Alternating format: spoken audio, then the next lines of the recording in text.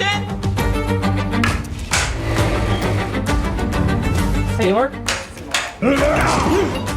This intrigues me. That's me. Seehorn? That sounds about right.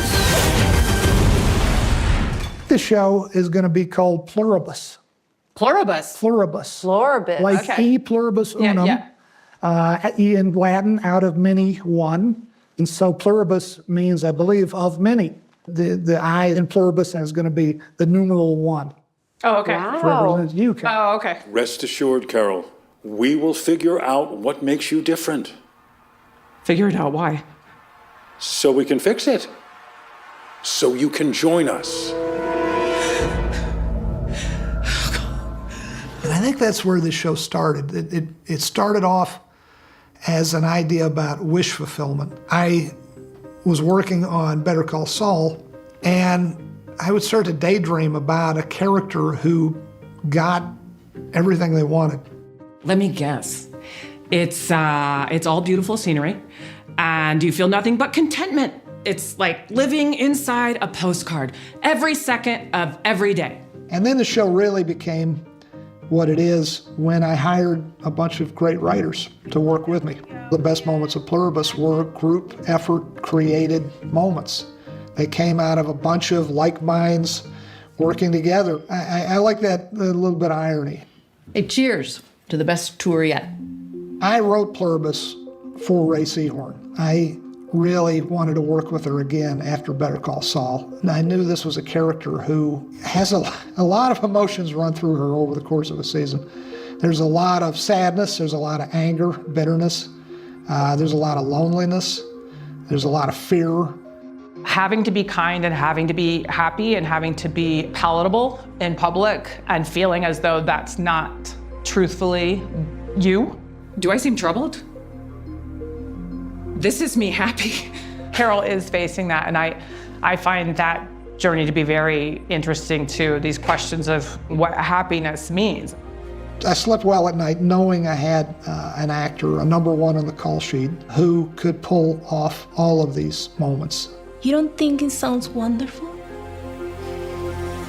I'm not sure how functional I would be in a world where you literally told me I am alone in the whole world. Yeah. Rough. But I'd like to think I'd get back up, and I'm proud of her that she does. I think you would. I think eventually. I think I would. I think it would take me a couple of weeks. The show would be longer. It'd be like the first 3 or 4 episodes would just be like watching, well, even more Golden Girls. Way more Golden Girls would be involved, for sure.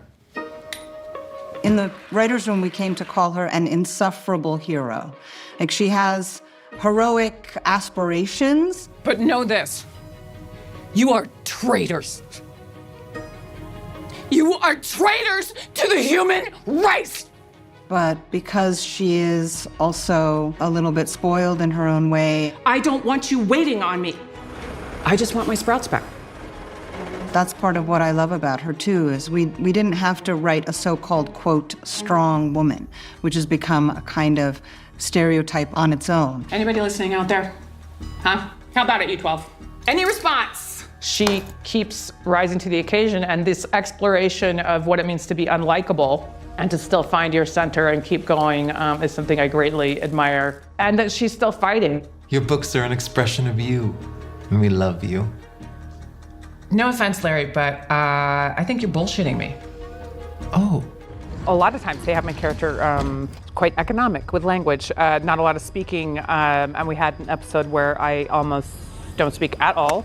They believe the audience is smart enough to be able to follow the story without being told what I'm thinking and what I'm feeling all the time. It's something we learned on Better Call Saul, or I feel like I learned that. I had never experienced it before, that you could write in a stage direction something psychological, something that the character is actually remembering or thinking about, and that Rhea would radiate that through her face is quite a gift. That was the best yet. That was awesome. Excellent job. When Carol is looking at the grave that she's made for her wife, Ariel had written a very nice description of just what's going on. She's looking at this, she's feeling these things, but you don't know what you're going to get. And Rhea does this little thing where she's like, no, this is for real, this is forever. And she has a kind of, I miss you, kid, look that just goes across her face. And it's like, It's heartbreaking. Every time, even thinking about it, I get a little choked up. Carolina Vidra plays Zosha, and she is an actor new to working with us. And it's tricky for her to play this role. It's tricky for anyone to play this role because they're kind of playing simultaneously 7 billion people. We got to somehow show all these folks and really portray the fact that this is a worldwide phenomenon. What? Of the 3 actors at the table here now, you're the only one who plays one of these others. We call them others. What's beautiful about each human is that we have our own thoughts. That terrifies me. So you're thinking, for you personally, this is a terrifying thought. I think so, yeah. And I think I would act like Carol does, at first. It's Thank you. You're welcome. It was a hard process finding Carolina for this role. We went through a lot of really wonderful actors. You explained something to me from a very smart actor's point of view that I hadn't grasped, how actors mirror one another, and she doesn't get to do that. The others cannot mirror our emotions, and that's one of an actor's biggest tools is to play off your scene partner. That's where you get things that feel alive and present, not rehearsed, and the others can't do that. What the hell is wrong with you people?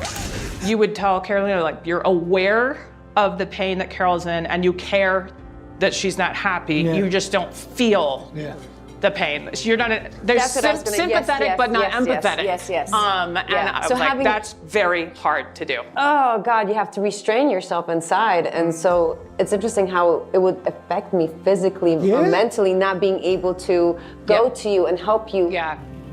Anything else we can do for you, just let us know. What I've watched her have to do as they navigate who the others are has been just like mind-boggling to me. The challenges she takes on and rises to the occasion. How many people died? In the beginning, these people, these others, do not take on that kind of anger, even when it's directed at them. This character, Zosha, is just happy. You have to be blissful all the time, even when someone like Carol is yelling at you or being rude to you. It's a hard role. You're gonna need a pickaxe, by the way. And to just be able to stay in that happiness and blissful way, that's really tough. Carolina, she just naturally exudes happiness and love, and she's got the most beautiful smile. She nailed it. You told me you never played before. Zosha's never played.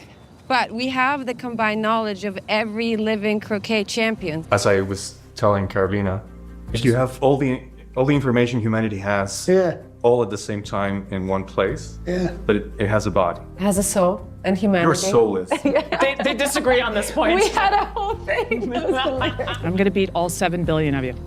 Yep. So, 7 billion butts about to get kicked.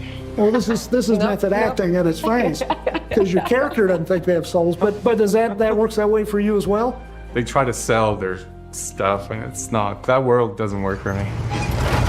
Manusos, ¿te podemos llevar? ¿Qué tal un poco de agua? Estamos seguros que no quieres deshidratarte. Bueno, le dejamos para que pueda seguir. I think Manusos, he doesn't want to lose himself in his values that he has. This is simply wrong.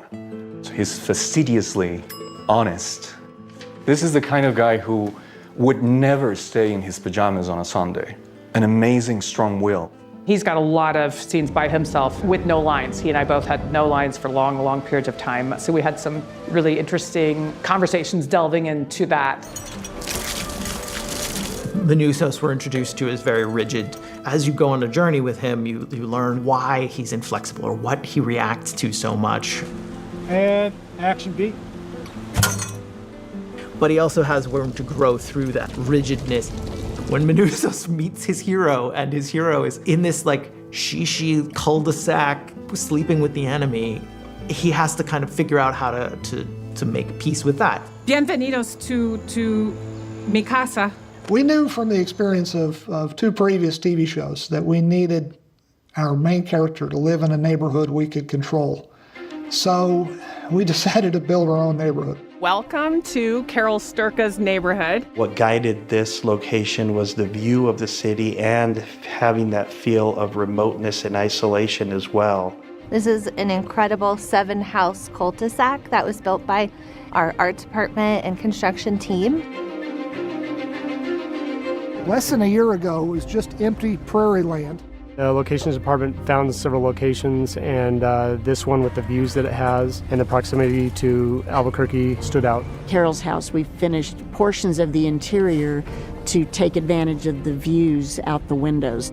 We've actually built it like 3 times. We have a second floor stage set, a first floor stage set, and then we also have the exterior set here, and they all have to kind of mesh together. The landscaping of this was a huge deal. There's a landscape plan for each house with very specific pavers, rock, plants. Everything got stuccoed, real roofs put on. The only thing that's lacking here is power and water. It really worked in our favor as a production because every department has their own little house or garage that they can store things in, and we can bring stuff out. The writers and I, we all knew that we wanted to do a lot in Carol's neighborhood. We wanted to land a helicopter out there. We wanted to throw a hand grenade through a window. If we may. We wanted to set off fireworks and set one of the houses on fire. 3, 2, 1. You better not try to rent somebody's neighborhood because they're going to get tired of you really quick. We wound up shooting in New Mexico because I've loved shooting there for years, and I have a wonderful crew there that I never want to do without. Hey, Mark. But Pluribus is really kind of a global show, starting with the fact that everyone on Earth has changed. Our lead character, Carol, travels across the world to try and convince them that they should join her in resisting this change. So early on, the question was, where do we go? And how do we shoot in other parts of the world in a cost-effective manner, a manner that won't break our schedule? All right, here we go, and action. Luckily, we found Spain and the Canary Islands, which double for a great number of places that we can't portray quite as easily in New Mexico. But it feels like a global story, and so, you know, you kind of got to go out into the world. Certain places we wanted to go, like Norway, we couldn't really get there just for one teaser of one episode. So Denise Bazzini and her crew built an ice hotel. Hi, welcome to Helen's Ice Hotel. The level of artistry of everyone in the show is pretty astonishing. When we all walked into that ice hotel and we were like, what? There's a lot of positivity there. It's really beautiful and fun. Action. The ice hotel was a huge endeavor.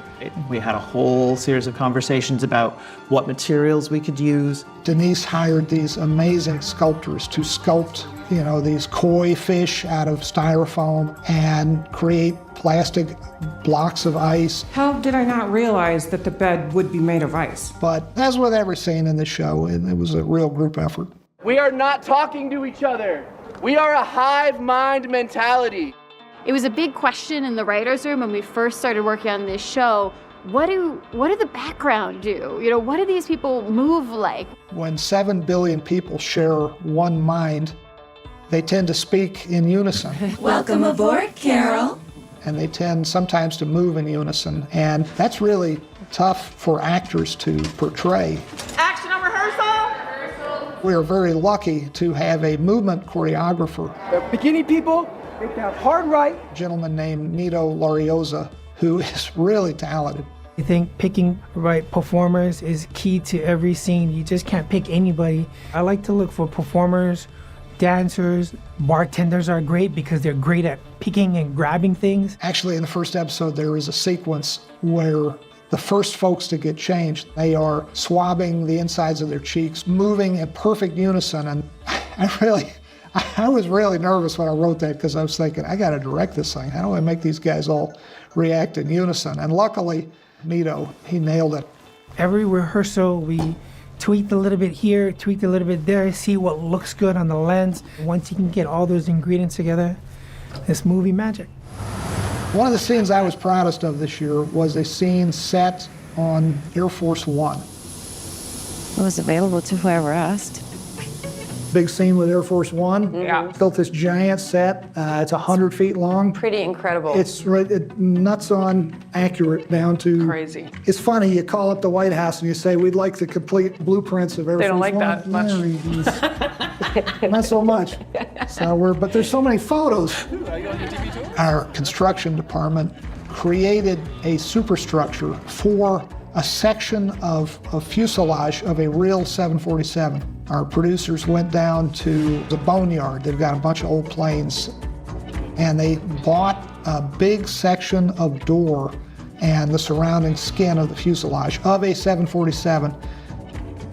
Mounted this thing in the air exactly how high up the door of a 747 would be. They surrounded it with green fabric. Hello! And then we shot this scene with people going in and out of this real door of a 747. The big thing with these specific shots are the fact that, the three parts of it, the foreground layer that we're shooting now, the CG plane that goes in the background, and the fact that the background is actually going to be shot 2 months from now in Bilbao, which may have different lighting conditions, and we'll have to make sure that the cameras are in the exact same place that we have them here in relationship to the airport at Bilbao. And all three of those different worlds have to align together. So we have to make really precise measurements about where everything is. That's the outside of Air Force One. The inside was all created on a soundstage. They built this thing from scratch. Ready, and action! Bonjour, enchanté. I am Kumba Diabate. This is all based on extensive research. We tweaked the colors a little bit. We did a lot of research, but we decided to go with like blue instead of all these browns that they usually have. And then we did do these stairs. We actually got this railing out of the 747 that we bought pieces of to build the exterior. And then we have our conference room. A lot happens in here. We manufactured these ourselves and then, built the walls, cut them in. These little foam cradles, also another real thing. All that woodwork is scenic finished. We wanted to get the perfect shine and sheen, and we found with stains we couldn't do that. You guys are, I'm telling you, I'm so impressed with the work you did. That's it. Like I say, we tried to get it as close to like the real Air Force One as possible, and I think we did it. Oh, I like that. Give me a couple more like that. I could not believe it when I walked onto the Air Force One set. It looked so realistic, just with all the details of the chairs down to the seat belt with the emblem of the president, and it really helped me just step into this guy who has the most epic entrance of all characters, I believe, just coming on Air Force One, filled to the brim with supermodels. Of course, what is Mr. Diabate without his magnificent wardrobe? And this is where Jennifer Bryan really outdid herself. My wardrobe, as you can tell, is not too flashy, not too showy. In Sambra's case, classic tuxedo, but the material is an African fabric print. Yeah, that's my favorite. And Mr. Diabate is like Cher. You don't ever want to see Mr. Diabate in the same outfit twice. Hey, quiet. I think that's really important to show that no matter who he wants to be in this new world, he's still going to remember where he comes from. And you see that with all the other characters as well, that there's hints of their culture. It's very interesting and an interesting design challenge to have the same actress that I've worked so many seasons with and completely transform her. So when you see her in this new show, you're looking at Carol Sturcker, you're not looking at Kim Wexler from Better Call Saul. That's one of the many great joys are the department heads here, all of whom I think I've collaborated with on Better Call Saul. I have Trish Almeida, who's the head of the hair department, who came up with the now iconic ponytail that I got a lot of questions about. And Sherry Montesano doing my makeup, and Jennifer Bryan doing costume design. All three of those people, we were really going for a very natural look in clothing, hair, and makeup. And I don't have to ask for a mirror when these three people take care of me. I know that they have my back. Why save the world? That's your question? Why does the world need saving? At present, the situation seems very nice. Cool plane, Really? Happiness seems like it should be the end result, the thing you're working toward, but it feels like there's no forward momentum in the world when people are happy. The best things in humanity happened because someone felt uncomfortable about something. Yeah. Right. They're happy. They're happy. If they're that content, like, does anyone strive for anything? But that episode 8.